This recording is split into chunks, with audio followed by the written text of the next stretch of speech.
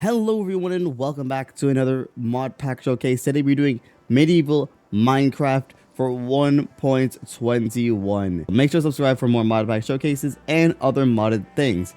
Let's get right into this. So to start out, let me show you what you start out with. You have yourself a village. You start out yourself in a village. We just so happen to spawn in a western town.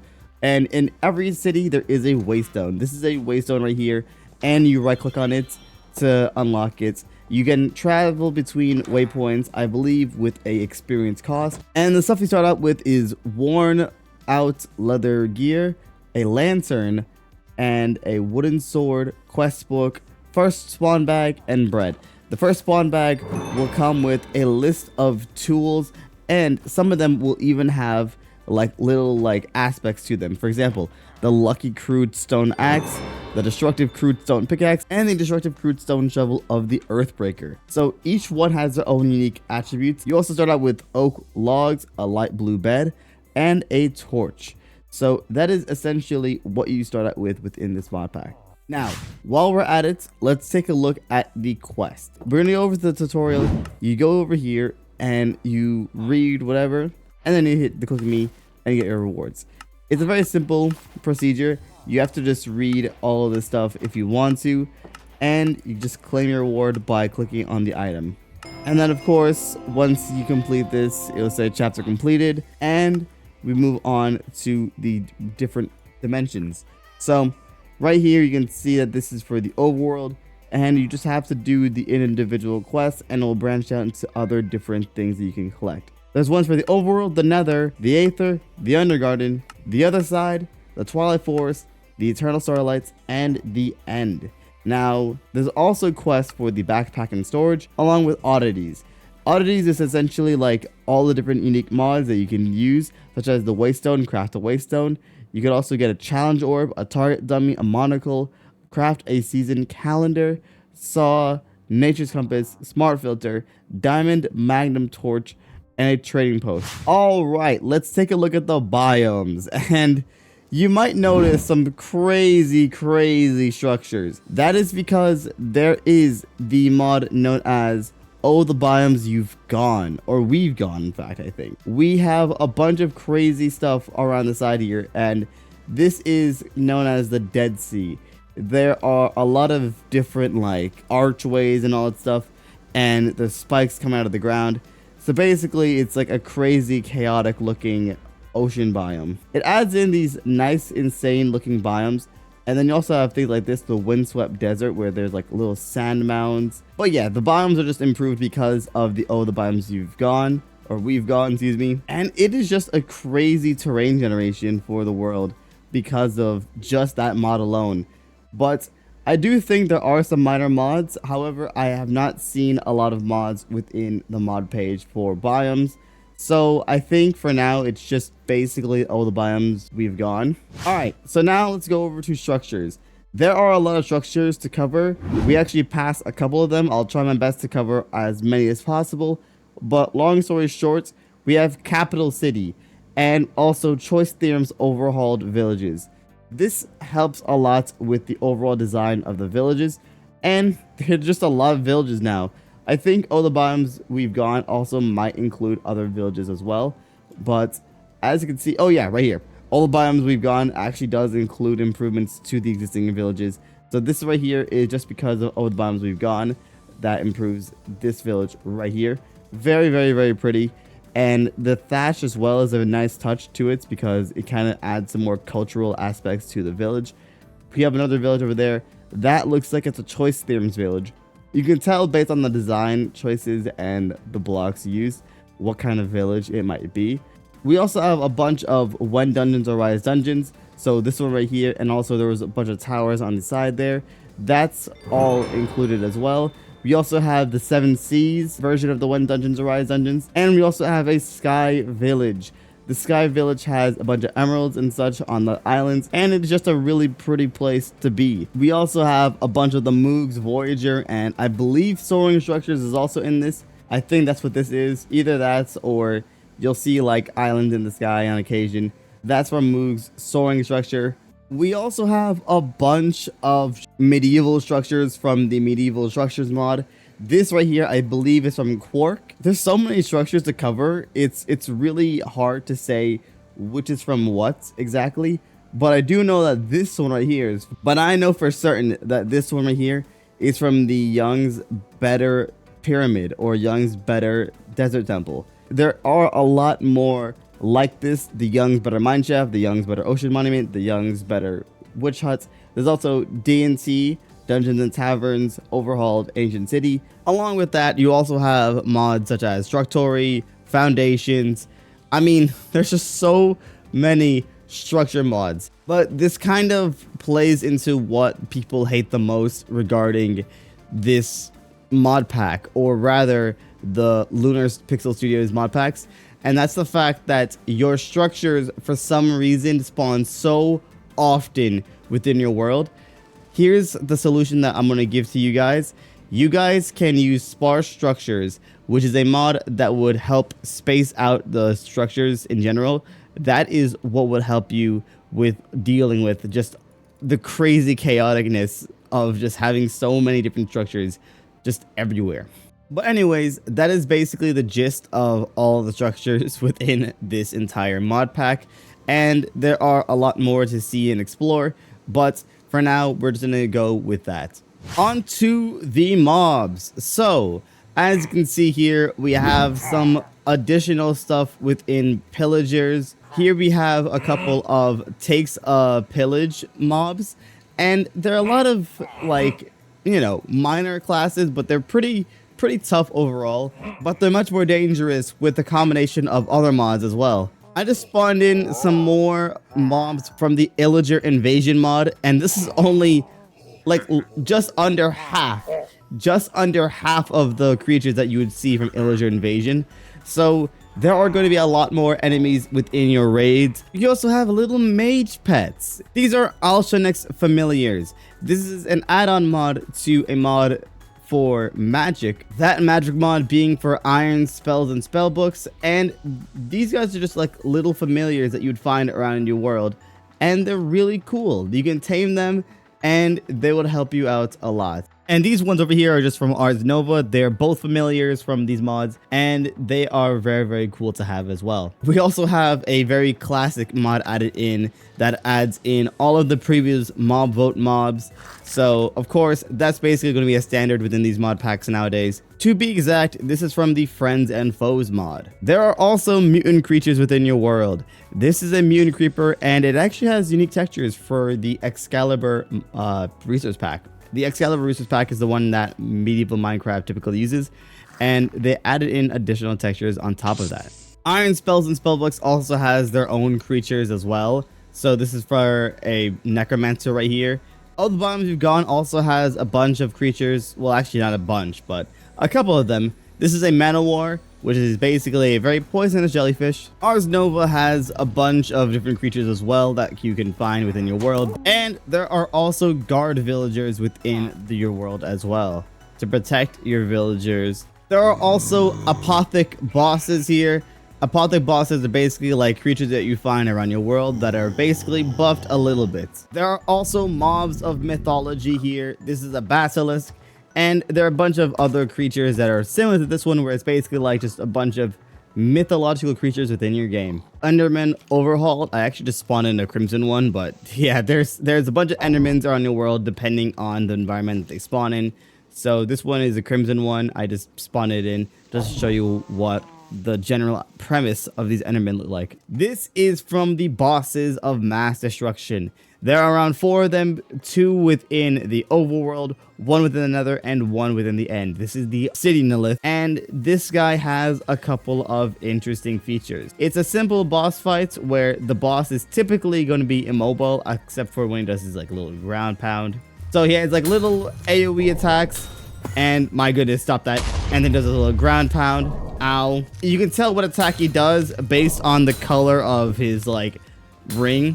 Welcome to the Aether. We're going through our dimensions now. Here we have the Aether, and the Aether is slightly overhauled as well. We also have Aether cities now within this world, and it is a massive citadel with a bunch of buildings surrounding the outside of like this massive like monument within the middle. And inside here we have like a nice little statue of an angel. The Aether itself has a bunch of different bosses, 3 of them from the normal one, and there might be an additional boss. There might be the platinum boss, the whale. So right here we can actually see 2 of them. This is the entrance to the bronze one, and you also have the silver one over here, and the gold one will be on its little standalone like island. From the prettiest and probably the brightest dimension to the darkest dimension within this mod pack, this is the deeper and darker. And the deeper and darker dimension contains a lot of scariness. It says a lot of scariness, and it is a little crazy. Now, in recent times, they actually updated it a lot to have more biomes, more features. There aren't that many things still quite yet, aside from what I mentioned in previous times I mentioned this mod. However, it is still a lot of things that you can do, such as explore, to find the ruins, to open up pots, and there are a bunch of quests that would help you a lot within this mod. So if you follow the quest book, you should be able to find a lot of the things that you want to do within this dimension, and you should probably do them relatively fast because you don't want to accidentally spawn in 5 wardens, as this biome is very prone to spawning in a crazy amount of wardens, as you would assume.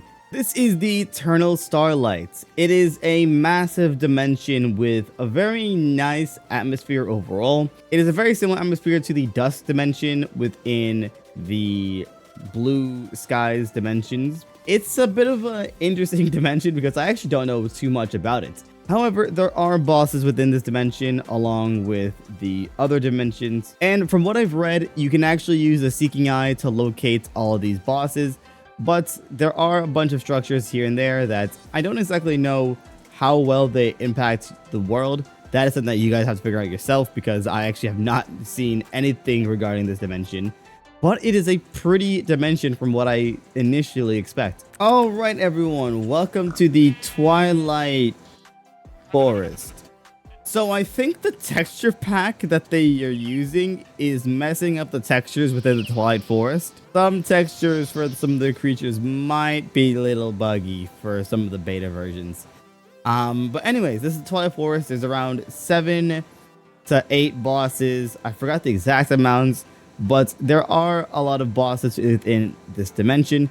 But you do have to fight them in a specific sequence. Fight the Naga, fight the Lich, fight the Minoshroom, fight the Hydra, fight the Alpha Yeti, fight the Snow Queen, and then there's also fight the little Phantom Knights, and then the Yurghast. And there are also other things to explore, such as these mountains that contains some goodies within them. So you can see right here, there's a lot of like ores and all that within the ceiling. Sometimes you'll find even diamonds. So go into these little mountains here and you'll find some really cool stuff. And you also have the questing ram that is within the rainbow forest looking thing. And you'll find yourself a ram that you have to give wool to. It's a really cool dimension mod, and a lot of people have already played it. Maybe you haven't played it. Maybe you want to explore this dimension. Go ahead. And finally, we have competition for the creepiest dimension within this mod pack. This is the Undergarden, a very dark and dreary dimension, to say the least. That is a very similar concept to the Deeper and Darker, in the sense that it's basically like an underground dimension. And it's a pretty cool area. But yeah, there are like little structures here and there that you can find within this dimension, along with new creatures and stuff to collect. And I mean, look at these guys. They're very friendly looking, aren't they? Anyways, enjoy your stay in the Undergarden. Good luck. Welcome to the Nether.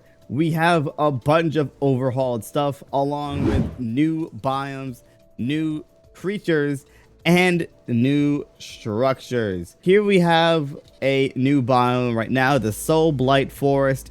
We have a bunch more different like biomes and such, and the structure that are in here are from Moogs, along with other structure mods as well, such as little traders here and there, ambient structures here and there. Also, repurposed structures does add in a couple of things. You also have the overhauled fortress. So we have the overhauled fortress right here. Yeah, so you can see like the massive like castle and all that such. It's a really cool structure overhaul. That's essentially what the Nether is like now, with all of the different mods added onto it. So let's go on over to the end.